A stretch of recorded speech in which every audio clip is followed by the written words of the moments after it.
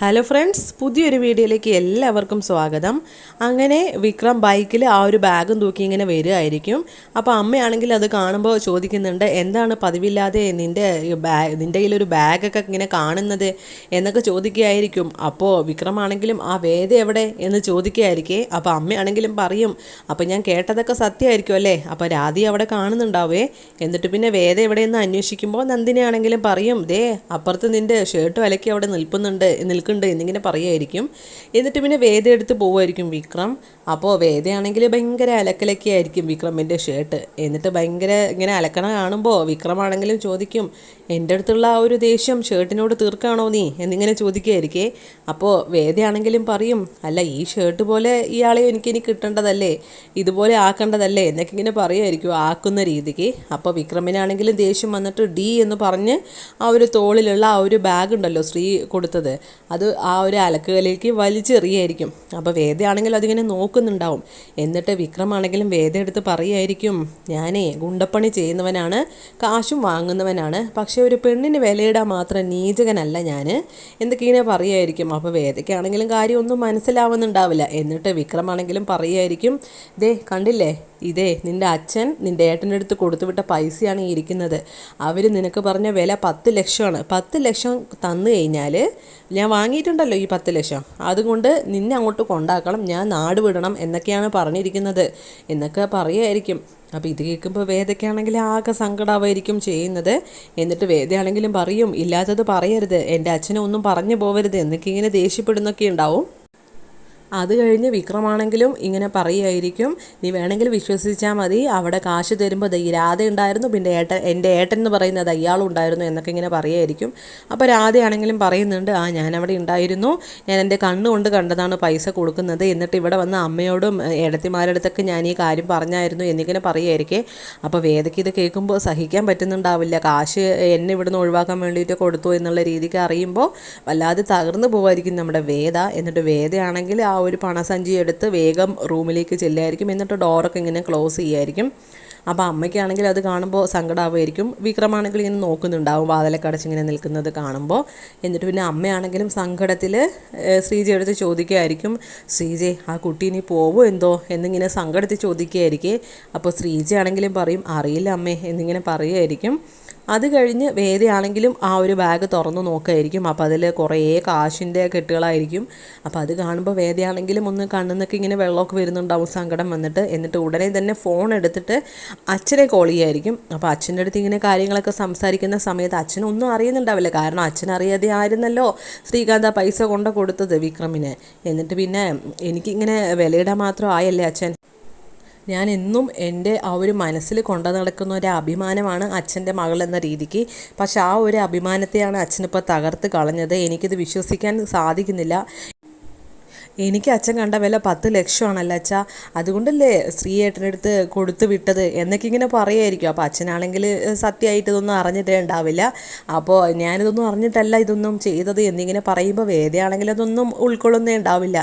ഇനി അച്ഛനൊന്നും പറയണ്ട, എനിക്ക് എന്തായാലും സമാധാനമായി, ഈ പൈസ ഞാൻ അങ്ങോട്ട് കൊണ്ടുതരണം എന്നാണ് വിക്രമാണെങ്കിലും പറയുന്നത്. ശരിക്കും ഞാൻ എല്ലാവരുടെയും മുമ്പിൽ നാണം കെട്ടില്ലേ, അച്ഛൻ ഇങ്ങനെയൊക്കെ ചെയ്യണമായിരുന്നോ എന്നൊക്കെ, ഞങ്ങളുടെയൊക്കെ ജീവിതം ഇങ്ങനെ നശിപ്പിക്കാൻ വേണ്ടിയിട്ട്. ഞാനാണെങ്കിൽ ഇവിടെ സന്തോഷത്തിലാണ് കഴിയുന്നത്, അവിടുത്തെ പോലെ കാശില്ലെന്നേ ഉള്ളൂ, എനിക്ക് നല്ല സമാധാനം ഉണ്ടായിരുന്നു ഇവിടെ, പക്ഷെ അതോ എന്തിനാണ് ഇങ്ങനെ കെടുത്തുന്നത് അച്ഛ എന്നൊക്കെ ഇങ്ങനെ പറഞ്ഞ് വേദയാണെങ്കിലും സങ്കടത്തിൽ ഇങ്ങനെ സംസാരിച്ചിട്ട് ഫോൺ വെക്കുകയായിരിക്കും. എന്നിട്ട് പിന്നെ ആ ഒരു ഫോൺ കട്ട് ചെയ്തിട്ട് വേദയാണെങ്കിലും വേഗം ഡോറ് തുറന്ന് ഒന്നും മൈൻഡ് ചെയ്യാത്ത പോലെ ഇങ്ങനെ പോകുമായിരിക്കും എല്ലാവരെയും. അപ്പോൾ നമ്മുടെ വിക്രമാണെങ്കിലും ഒറ്റയ്ക്ക് പോകണ്ട, ഞാൻ കൊണ്ടാക്കാം എന്നിങ്ങനെ പറയുമായിരിക്കേ. അപ്പോൾ വേദയാണെങ്കിൽ പക്ഷെ നേരെ ചെല്ലുന്നത് വീണ്ടും അലക്കുകല്ലിൻ്റെ അവിടെയായിരിക്കും. വീണ്ടും ആ ഷർട്ടൊക്കെ അലക്കിയിട്ടത് ഒലുമ്പായിരിക്കും. അപ്പോൾ വിക്രമാണെങ്കിലും പറയുന്നുണ്ട്, നിനക്ക് ഇത്രയൊക്കെ കണ്ടിട്ട് ഒന്നും നാണക്കേട് തോന്നുന്നില്ലേ, പിന്നെ നീ എന്തിനാണ് ഇവിടെ ഇങ്ങനെ കടിച്ചു തൂങ്ങി നിൽക്കുന്നത് എന്നൊക്കെ ഇങ്ങനെ ചോദിക്കുകയായിരിക്കും.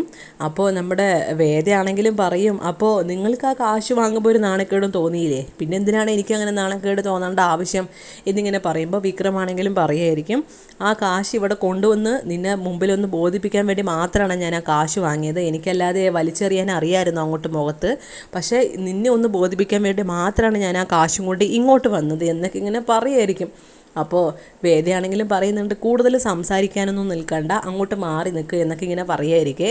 അപ്പോൾ രാധയാണെങ്കിൽ അതിൽ ഇടപെടാനായിട്ട് വരുന്ന സമയത്ത് വേദ ചൂടായിട്ട് പറയായിരിക്കും, ഇത് ഞങ്ങൾ ഭാര്യ ഭർത്താക്കന്മാർ തമ്മിലുള്ള കാര്യമാണ്, അതിൽ നീ ഇടപെടണ്ട എന്നിങ്ങനെ പറയായിരിക്കും. ഇങ്ങനെ പറയുന്ന സമയത്ത് ആകെ ചമ്മയായിരിക്കും, ഒന്നും പറയാതെ ഇങ്ങനെ ഉത്തരം മുട്ടി നിൽക്കുകയായിരിക്കേ. എന്നിട്ട് പിന്നെ വേഗം ഷർട്ടൊക്കെ ഒലിമ്പിയിട്ട് പറയുമായിരിക്കും, എൻ്റെ തലയിൽ കയറാമെന്ന് ആരും വിചാരിക്കേണ്ട, ഞാൻ എന്നും ഒരേപോലെ നിങ്ങളുടെ സംസാരങ്ങൾക്കും കാര്യങ്ങൾക്കും ഞാൻ വിട്ടു തന്നൊന്നും ഇരിക്കില്ല, ഞാനത് റിയാക്ട് ചെയ്തിരിക്കും എന്നൊക്കെ ഇങ്ങനെ പറയുമായിരിക്കും. എന്നിട്ടാണെങ്കിലും വേദ ആ ഒരു ഷർട്ട് വിക്രമിൻ്റെ കയ്യിൽ ഒലിമ്പി കൊടുത്തിട്ട് പറയും, എന്നും ഇതുപോലെ ഞാൻ ചെയ്തു എന്ന് വരില്ല, അവനവരുടെ ഷർട്ടും ഡ്രസ്സും ഒക്കെ അവരവർ തന്നെ അലക്കണം, അല്ലാതെ വയസ്സായ അമ്മയെടുത്ത് കൊടുത്ത് ഇങ്ങനെ കാത്തിരിക്കുകയല്ല വേണ്ടത് എന്നൊക്കെ ഇങ്ങനെ പറയുമായിരിക്കും. അപ്പോൾ അമ്മയ്ക്കാണെങ്കിലും ചിരിയൊക്കെ ഒന്ന് വരുന്നുണ്ടാവും. അപ്പോൾ വിക്രം ആണെങ്കിലും ഒന്നും മിണ്ടാതെ ആ ഒരു ഷർട്ടൊക്കെ ഇങ്ങനെ പിഴിഞ്ഞ് തോരയിടായിരിക്കേ. അപ്പോൾ അവിടുന്ന് രാധയാണെങ്കിലും നന്ദിനിയുടെ അടുത്ത് പറയായിരിക്കും, ശരി നന്ദിനിയുടെ അടുത്ത് ഞാനും പോവാണെന്ന് പറഞ്ഞിങ്ങനെ പോവുമായിരിക്കും. എന്നിട്ട് പിന്നെ നന്ദിനി ആണെങ്കിലും ഭർത്താവിൻ്റെ അടുത്ത് പറയുമായിരിക്കും, ഇങ്ങ് വന്നേ, എല്ലാ പ്ലാനും പൊളിഞ്ഞു എന്നൊക്കെ പറഞ്ഞിങ്ങനെ സംസാരിക്കുകയായിരിക്കും. എല്ലാം പോയി, ആ ഒരു പൈസയും പോയി, ഇനിയിപ്പോൾ എങ്ങനെയാണ് ആ വേദ ഇവിടെ നിന്ന് പറഞ്ഞു വിടുക എന്നൊക്കെ ഇങ്ങനെ പറയുമായിരിക്കും. ആ ഗോവ ട്രിപ്പും ഗോവിന്ദയായി എന്നൊക്കെ പറയുമായിരിക്കും. അപ്പോൾ വിനയനാണെങ്കിലും പറയുമായിരിക്കും, നോക്കാം നമുക്ക് 2 പേരുടെ ടിക്കറ്റെങ്കിലും എങ്ങനെ ഒപ്പിക്കാനായിട്ട് നോക്കാം എന്നൊക്കെ ഇങ്ങനെ പറയുന്ന സമയത്ത് ആ സമയത്ത് വിക്രം വരികയായിരിക്കും. എന്ത് കാര്യമാണ് നിങ്ങൾ പറയുന്നത്, ഞാനെല്ലാം അറിഞ്ഞു എന്നൊക്കെ പറഞ്ഞ് എത്ര പൈസ വാങ്ങി എനിക്കിങ്ങനെ തരാൻ വേണ്ടിയിട്ട്, ആ വർക്ക്ഷോപ്പിൽ വരാൻ വേണ്ടിയിട്ട് ശ്രീകാന്തിൻ്റെ എന്നൊക്കെ ഇങ്ങനെ ചോദിക്കുകയായിരിക്കും. അപ്പോൾ ഞാനൊന്നും വാങ്ങിയിട്ടില്ല എന്നൊക്കെ ഇങ്ങനെ പറയുമായിരിക്കും. എൻ്റെ അടുത്ത് കള്ളം പറയാൻ നോക്കണ്ട എന്നൊക്കെ പറഞ്ഞിങ്ങനെ മൊത്തം പരിശോധിക്കും. എന്നിട്ട് അവിടുന്ന് ആ ഒരു ഗോവയുടെ ടിക്കറ്റ് കിട്ടുമായിരിക്കും.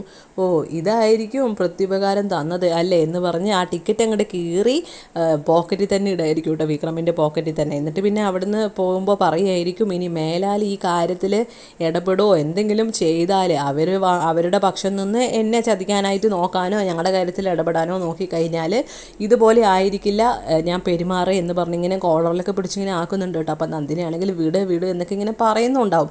എന്നിട്ട് വിക്രമാണെങ്കിൽ അവിടുന്ന് ദേഷ്യം വന്നിട്ട് പോകുമായിരിക്കേ. അപ്പോൾ നന്ദിനി ആണെങ്കിലും പറയുന്നുണ്ട്, ഓ എത്ര പേരാ പാമ്പ് കടിച്ചിട്ട് ചാവുന്നുണ്ട്, ഇവനെ ഒന്നിങ്ങനെ പറയുമ്പോൾ അവിടുന്ന് വിനയനാണെങ്കിൽ ഇത് കേൾക്കുന്നുണ്ടാവേ. അപ്പോൾ എന്താ നീ പറഞ്ഞത് എന്നിങ്ങനെ ചോദിക്കുകയായിരിക്കും. അപ്പോൾ നന്ദിനി ആണെങ്കിലും പറയും, ഓ ഒന്നുമില്ല, ഞാനൊന്നും പറഞ്ഞില്ല.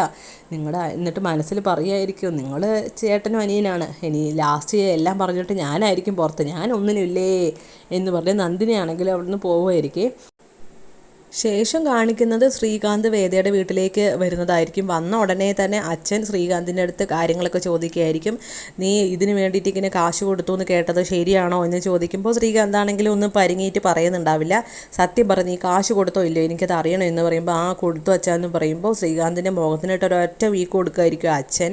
നീ ഇങ്ങനത്തെ ഒരു താഴ്ന്ന പരിപാടി ചെയ്യുമെന്ന് ഞാൻ വിചാരിച്ചില്ല, നീ ചെയ്തതിനിപ്പോൾ ഞാനാണ് ആകെ അവൾ കോൾ വിളിച്ച് എന്നെ ഓരോന്നൊക്കെ പറഞ്ഞത് ഞാൻ ചെയ്തു എന്ന് പറഞ്ഞിട്ട് ഞാൻ ആകെ നാണം കെട്ടു എന്നൊക്കെ പറയുമായിരിക്കും. അപ്പോൾ മുത്തശ്ശിയാണെങ്കിലും പറയുന്നുണ്ട്, അവൻ നിൻ്റെ മകൻ മാത്രമല്ല, ഇവിടെ ഒരു കുട്ടിയും കൂടിയുണ്ട്, ആ കുട്ടിയുടെ ഭർത്താവും കൂടിയാണ് അവൻ, ഇങ്ങനെ അവളുടെ മുമ്പിൽ വെച്ച് എന്തിനാണ് ഇങ്ങനെ അടിക്കുന്നത് എന്ന് പറയുമ്പോൾ പിന്നെ ഇവൻ ഇങ്ങനെയൊക്കെ ചെയ്ത് വെച്ചതിന് പിന്നെ ഞാൻ എന്ത് പറയണം എന്നിങ്ങനെ ചോദിക്കുമായിരിക്കും. അപ്പോൾ മുത്തശ്ശിയാണെങ്കിലും പറയും, അവൻ അങ്ങനെ ചെയ്തത് വേദയെ ഇങ്ങോട്ട് കൊണ്ടുവരാൻ വേണ്ടിയിട്ട് നിൻ്റെയും കൂടി മനസ്സ് അങ്ങനെയാണല്ലോ, നിനക്കും കൂടി വേണ്ടിയിട്ടായിരിക്കില്ല അവൻ അങ്ങനെ ചെയ്തിട്ടുണ്ടാവുക എന്നൊക്കെ പറയും. അപ്പോൾ ശ്രീകാന്ത് ആണെങ്കിലും പറയും, അച്ഛാ സോറി അച്ഛാ, ഞാൻ വേദ എങ്ങനെയെങ്കിലും ഇങ്ങോട്ട് കൊണ്ടുവരാൻ വേണ്ടിയിട്ട് ചെയ്തതാണ് എന്നൊക്കെ ഇങ്ങനെ പറയുമായിരിക്കും. അപ്പോൾ മുത്തശ്ശിയാണെങ്കിലും പറയും, അവനിങ്ങനെയൊക്കെ ചെയ്യാൻ നീ കൂടി കാരണമല്ലേ, നിൻ്റെ മനസ്സും കൂടിയല്ലേ അവനാ ചെയ്യുന്നത് എന്നൊക്കെ ഇങ്ങനെ പറയുമ്പോൾ അച്ഛനാണെങ്കിൽ ഇങ്ങനെ നോക്കുകയായിരിക്കും. അപ്പോൾ ഇത്രയുള്ള ഇന്നത്തെ വിശേഷങ്ങൾ. അടുത്ത വിശേഷങ്ങൾ എത്രയും പെട്ടെന്ന് അറിയാൻ ഈ ചാനലൊന്ന് മറക്കാതെ സബ്സ്ക്രൈബ് ചെയ്യണം.